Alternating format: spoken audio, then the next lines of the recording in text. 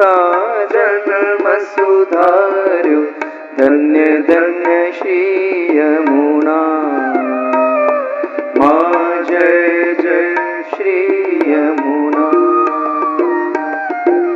શ્યામલડી સુરત માં મૂરત માધુરી, મૂરત માધુરી. પ્રેમ સહિત પટરાણી, પ્રેમ સહિત પટરાણી, પરાક્રમે પૂરા. માં જય જય શ્રી યમુના. ગહવર વન ચાલ્યામાં ગંભીરે ઘેર્યા, માં ગંભીરે ઘેર્યા. ચૂંદડીએ ચટકાળા, ચૂંદડીએ ચટકાળા, પહેર્યા નવલહેર્યા. માં જય જય શ્રી યમુના. જોતા જન્મ સુધાર્યા. કેવલ દર્શન માત્રથી જન્મ જન્માંતરને ઉધારી દે એ શ્રી યમુનાજી છે. તો આ ચારેય રીતે યમુનાજીનું સેવન. તો શ્રી યમુનાજી કેવા છે? ગહેવર વન ચાલ્યા. યમુનાજી ચાલતા છે, ચાલી રહ્યા છે. ચિત્ર જોશો, કહેવાય છે કે ગોકુલનાથજી આ ચિત્ર સિદ્ધ કરાવ્યું. ગોકુલનાથજીને અનન્ય આસક્તિ યમુનાજીમાં. વૈષ્ણવે વિનંતી કરી, જયરાજ આપ જે સ્વરૂપનું ધ્યાન અને આરાધન કરો છો એ સ્વરૂપના દર્શન કરાવો. કહેવાય છે કે પહેલું ચિત્ર સ્વયં ગોકુલનાથજીએ પોતાના શ્રીહસ્તથી આ યમુનાજીનું દોર્યું. યમુનાજીનું આરાધન પણ તમે જોવા જાઓ તો વૈષ્ણવની સાથે ચિત્ર સ્વરૂપે સેવા કરતા હોય છે, લોટીજી રૂપે સેવા કરતા હોય છે, રજ રૂપે સેવા કરતા હોય છે. આ ત્રણેય પ્રકાર આપણે ત્યાં યમુનાજીના આરાધનના છે. પણ યમુનાજીના ગુણગાનનું વિશેષ મહાત્મ્ય આપણે ત્યાં કહ્યું છે. એટલે ષોડશ ગ્રંથમાં પણ પહેલો ગ્રંથ યમુનાષ્ટક રાખ્યો. કારણ કે ભાવના દાત્રી શ્રી યમુનાજી છે. ભાવ આવશે તો સિદ્ધાંતનું પાલન થશે. યમુનાજીના બે પ્રકારના શૃંગાર કયા, એક ચુંદડીએ ચટકાળ્યા અને બીજું મુકુટ કાચનીનો શૃંગાર. સ્વરૂપની ભાવના તો અનેક પ્રસંગો છે. એક પ્રસંગ તો એ આવે છે કે જ્યારે માન ધરવાની લીલા ઠાકોરજી અને સ્વામીજીએ કરી. માન ધરવું એટલે રીસાવવું. રાસ શરૂ કરતા પહેલા માન લીલા કરવામાં આવે, એકબીજાને મનાવે અને પછી રાસ થાય. ઠાકોરજી પહેલા તો સ્વામીજીએ માન ધર્યું, ઠાકોરજી ચતુર છે, તુરંત મનાવી લીધા, હસાવી દીધા.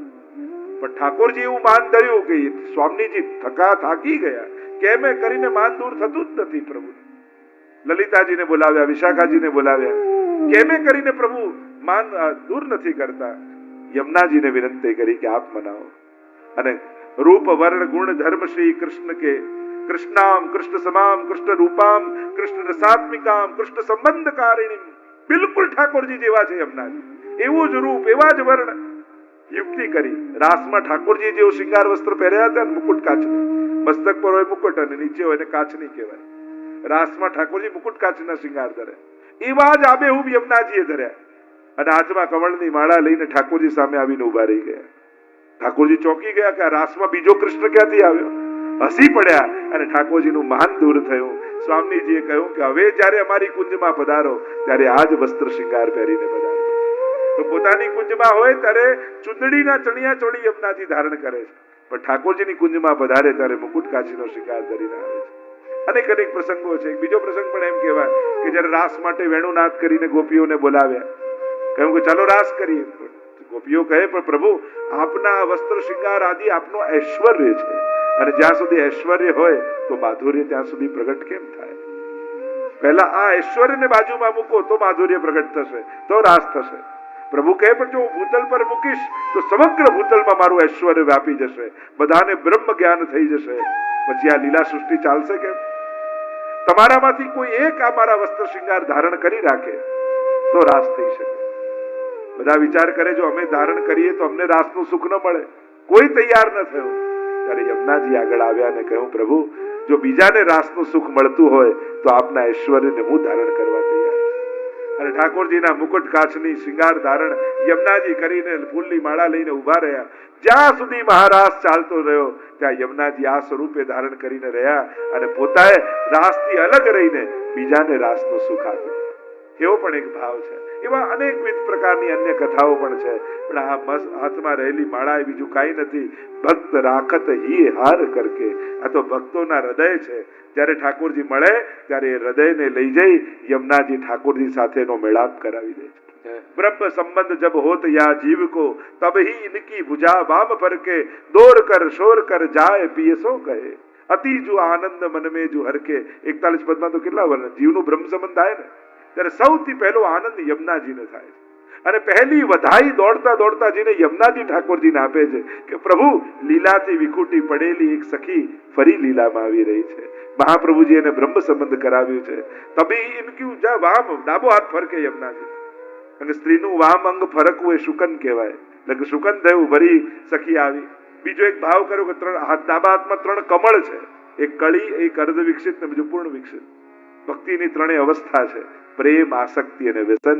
તો વામ ભુજા ફરકે એટલે આ 3નું દાન કરવા માટે યમુનાજી તત્પર થઈ જાય. ડાબો હાથ ફરકે એટલે પોતાનું સૌભાગ્ય, સ્ત્રીનું સૌભાગ્ય ડાબો હાથ જોવાય. ફરકવા લાગે એટલે પોતાનું સૌભાગ્ય એ બ્રહ્મ સંબંધી જીવને આપવા માટે યમુનાજી તત્પર થઈ જાય છે. અનેક અનેક ભાવ કર્યા છે. શ્રી યમુનાજીનું અલૌકિક સ્વરૂપ છે. યમુનાષ્ટકમાં યમુનાજીના બધા જ સ્વરૂપોનો પરિચય શ્રી મહાપ્રભુજી આપણને કરાવે છે. યમુનાષ્ટકનો પાઠ તો દરેક વૈષ્ણવે કરવો જ જોઈએ, નિયમપૂર્વક કરવો. બીજા કદાચ બહુ પાઠ ન થતા હોય પણ યમુનાષ્ટકનો પાઠ નિયમપૂર્વક દરેક બ્રહ્મ સંબંધી વૈષ્ણવે કરવો. યમુનાજીની કૃપાથી તમારા સકલ મનોરથો પૂરા થશે. 5 ફળ આપ્યા. સમસ્ત દુરિત ક્ષયો, બધા પાપ જશે. ભવતી વૈ મુકુંદે રતિ, પ્રભુમાં પરમ પ્રેમ પ્રગટ થશે. તયા સકલ સિદ્ધયો, સકલ સિદ્ધિનું દાન યમુનાજી કરશે. મુરરી પુષ્ટ સંતુષ્ટતિ, પ્રભુને પરમ સંતોષ થશે. અને છેલ્લે કહ્યું સ્વભાવ વિજયો ભવે, સ્વભાવ પર વિજય થશે. જીવનો તો સ્વભાવ બદલાય, પ્રભુનો સ્વભાવ બદલાય. પ્રભુનો સ્વભાવ કેવો છે? પ્રભુ મુક્તિ આપવામાં બહુ ઉદાર છે પણ ભક્તિ આપવામાં બહુ કંજૂસ છે. તો પ્રભુનો સ્વભાવ બદલાય. કારણ કે મુક્તિ આપે ને તો ઠાકોરજીને ત્યાં તું છૂટો ને તારાથી હું છૂટો, મુક્ત થયો તો હું મુક્ત થયો. પણ ભક્તિ આપે તો ઠાકોરજીને બંધાઈ જવું પડે. તું મારો થાય એ જ ક્ષણે મારે પણ તારા થઈ જવું પડે, મારે તારા આધીન થવું પડે. એમ ભક્તિમાં તો પ્રભુ આધીન થઈ જાય છે. એવા યમુનાષ્ટકના પરમ ફળ શ્રી મહાપ્રભુજીએ સમજાવ્યા છે. અરે સ્વયં ગંગાજી પણ યમુનાજીના સમાગમથી સર્વ સિદ્ધિને આપનારા થયા છે. યમુનાજીની ભક્તિ પુષ્ટિ ભક્તિમાં વિશેષ મહાત્મ્ય રાખે છે. એવા શ્રી યમુનાજીને નમન કરીએ અને 5મા તત્વ તરફ પ્રયાણ કરીએ. આ 5મું તત્વ શ્રી વ્રજભૂમિને ગાઈએ જી. આ 5મું તત્વ શ્રી વ્રજભૂમિને ગાઈએ જી. નિત્ય ઉઠી વૈષ્ણવ જ પદ રજ પાઈએ જી.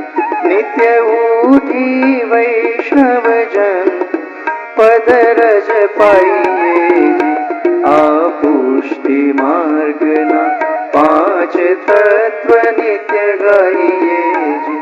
તેના જન્મો જન્મના પાર સર્વે જાય જી. આ 5મું તત્વ વ્રજભૂમિને ગાઈએ. આ સમગ્ર લીલા પરિકર જ્યાં છે એ વ્રજભૂમિ એ 5મું તત્વ છે.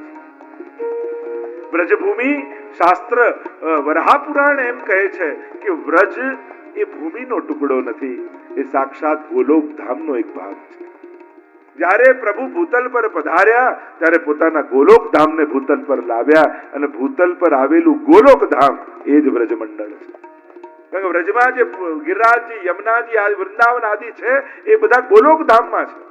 એટલે જ ગોપાલ ધામને આ બધા દર્શન ગોલોક ધામના થયા. ત્યારે વૃંદાવન, ગિરિરાજજી, યમુનાજી બધાના વર્ણન કર્યા. અને એ જ જયારે પ્રભુ ભૂતલ પર આવ્યા ત્યારે વ્રજભૂમિ રૂપે ગોલોક ધામને ભૂતલ પર લાવ્યા. વરાહ ભગવાન જયારે ભૂમિને લઈને આવ્યા ત્યારે પૂછવા લાગ્યા કે આ ભૂમિ હું ક્યાં મૂકું? તો કે જ્યાં લીલો એક ભાગ ટુકડો દેખાય છે ભૂમિનો ત્યાં પધરાવો. અરે પૃથ્વી મારી પાસે છે તો આ કયો ટુકડો છે? તો કે આ તો વ્રજમંડળ છે જે પૃથ્વીનો ભાગ નથી. એટલે કહેવાય જયારે પ્રલય થાય ત્યારે આખી પૃથ્વી ડૂબી જાય પણ વ્રજમંડળ ડૂબતું નથી કારણ કે ભૂમિનો ભાગ નથી. પ્રલયમાં પણ વ્રજ ડૂબતું નથી. જે આધિદૈવિક વ્રજ છે, જે આધિદૈવિક સ્વરૂપ વ્રજનું માનીએ છીએ, આ વ્રજની મહત્તા અનેક અનેક સ્થાનોમાં ગવાય. સ્વયં ગોપી ગીતમાં ગોપીજનો એ કહે છે,